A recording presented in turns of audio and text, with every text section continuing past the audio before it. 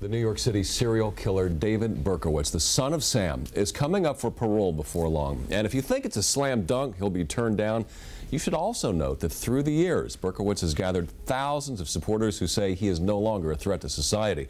Investigative reporter Mike Mason is in our newsroom tonight with an exclusive report. Mike? Jim, this week Berkowitz sent this letter only to WPIX explaining what he plans to do during his parole hearing in May. We've also obtained his prison journals and exclusive interviews never before aired on national television. It always seemed that I had some kind of a connection with the devil. People like that somehow don't change. They just reinvent themselves. 56-year-old David Berkowitz has spent the past 33 years in prison. For years, he has refused to speak with reporters, but he chose to write to us. And WPIX has also obtained interviews never before aired on network television. I had a personal encounter with God Almighty right inside the prison house. The man known as the Son of Sam says he's now a born-again Christian. But there was nothing spiritual about his 13-month shooting spree in 1976 when he killed 6 people, leaving 7 wounded. Everyone in town was totally afraid. When arrested, Berkowitz pled guilty and was sentenced to 6 consecutive life terms. But after serving only 25 years, state law allows him a chance for parole every 2 years. Now that his 5th parole hearing is coming up in May, the Son of Sam swears he's a changed man. Today, God has said, you are now the son of hope. Berkowitz has gathered intense support from church groups and people from across the nation. He is a totally different human being.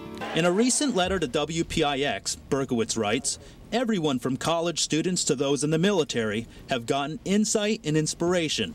It's good to touch lives and give people some hope. New Yorkers who were there during the Son of Sam murders say they'll never forget the terror they felt during that time.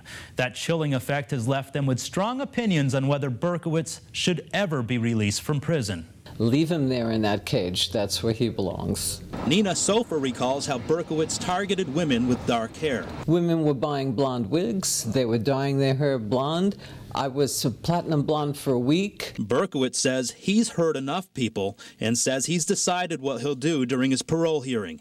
This week he sent WPIX this letter 2 months before releasing it to his parole officer. It states, "Please be advised that I am not seeking parole consideration at this time." But not everyone is convinced.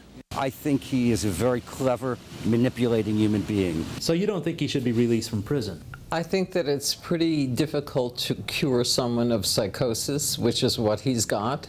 The Son of Sam blamed his rage on his involvement with a satanic cult.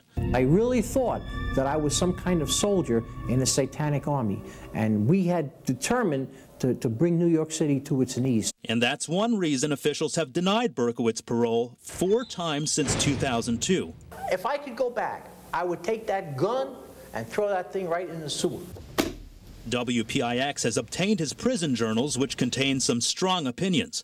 His latest entry warns kids about singer Susan Boyle. He writes, "Little children, keep yourselves from idols. Susan Boyle has become an overnight sensation and an idol. But idols come and they go. We've become a nation of people worshippers." Berkowitz also warns that Satan is set to take over the world.